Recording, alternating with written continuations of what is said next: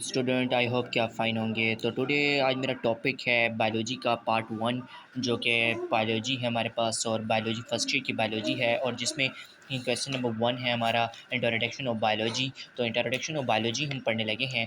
तो सबसे पहले तो मैं स्टूडेंट्स आपको एक बात क्लियर कर दूं, किसी भी चीज़ को रट्टे पे मत फोकस कीजिए, क्योंकि आप मैट्रिक तो रट्टा लगा के कर सकते हैं, मगर एफएससी मसलन यानी प्री मेडिकल या प्री इंजीनियरिंग या आईसीएस कोई भी आप शोबा चूज़ कर लें तो उसके लिए आपको कोई भी आप कर लें शोबा, कोई भी पेशा चूज़ करें तो उसके लिए रट्टालाइजेशन ज़रूरत नहीं होगी, बल्कि आपको कंसेप्ट ज़रूरत होगा। अगर आपका कंसेप्ट क्लियर है तो आगे आप क्लियर कर सकेंगे, वरना तो नहीं। तो इसलिए फोकस कीजिएगा प्लीज़। जो भी क्वेश्चन मैं समझाऊँ उसके फोकस करें और कमेंट में मेरे लिए जो भी क्वेश्चन हो आपको जो आप ना समझ सकें तो कमेंट में मुझे लिख दीजिएगा, इंशाल्लाह आपको समझा दूँगा। और दूसरा मैं आपको ये बता दूँ, अगर आपको नहीं समझ आए मेरे यहाँ पर भी तो आप मेरा जिस कैप्शन में मैं इंशाल्लाह आपको व्हाट्सएप नंबर सेंड कर दूँगा, तो डिस्क्रिप्शन से आप मेरा व्हाट्सएप नंबर पिक कर सकते हैं और उसके बाद आप मुझे व्हाट्सएप पर मैसेज करके आप मुझसे कोई भी क्वेश्चन ईजिली समझ सकते हैं। तो आज हमारा सबसे पहले है इंट्रोडक्शन ऑफ बायोलॉजी। तो इंट्रोडक्शन ऑफ बायोलॉजी हमारे पास है what are the main branches of biology, कि मेन ब्रांच क्या है बायोलॉजी की और ये किस चीज़ पे मुनस्सर होती है, उनके ब्रांचेस बताएं। तो सबसे पहले मैं आपको बायोलॉजी बता दूं। बायोलॉजी का मतलब है ज़िंदगी का मुताला।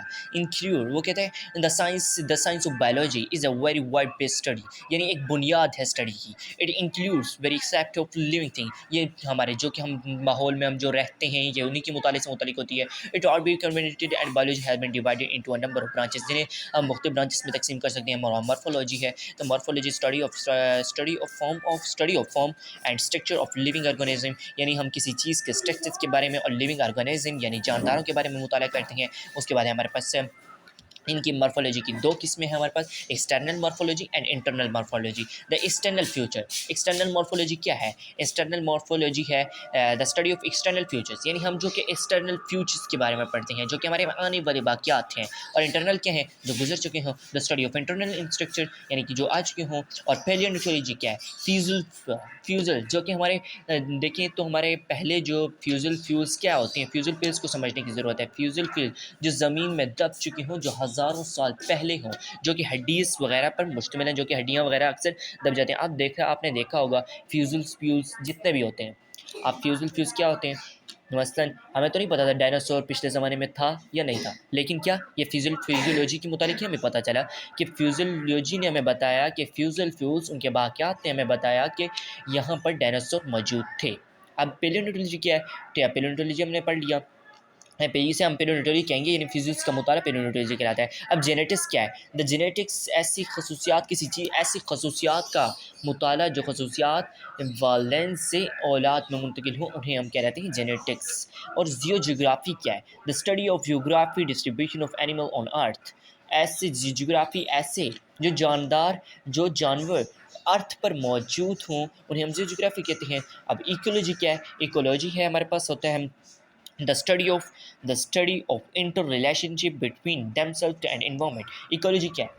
किसी चीज़ का ताल्लुक माहौल से, बिटवीन ऑर्गेनिज्म यानी जानदारों और इन्वायरमेंट और इनकी मालूमात का मुताला, जितना भी इकोलॉजी कहलाता है। एम्ब्रियोलॉजी कहलाता है डेवलपमेंट का मुताला, यानी मैंने आपको बताया ना किसी चीज़ के डेवलप होने का, यानी किसी चीज़ के पैदा होने का मुताला कहलाता है एम्ब्रियोलॉजी। यानी अडल्ट ऑर्गेनिज्म आप देखें, study of development of embryo study of development of embryo to an adult organism, यानी मैंने आपको वही बताया कि इनके पैदा होने का जो मुताला है वही कहलाता है। फिजियोलॉजी क्या है? The study of function of different organ, यानी फंक्शन कोई भी हो जो फंक्शन सर अंजाम देते हैं जानदार, उन्हें कहते हैं फिजियोलॉजी। हिस्टोलॉजी क्या है?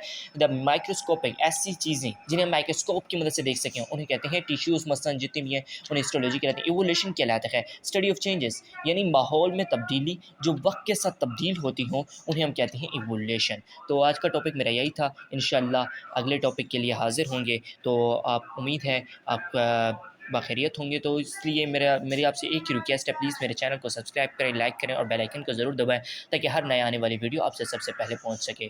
Thanks for watching.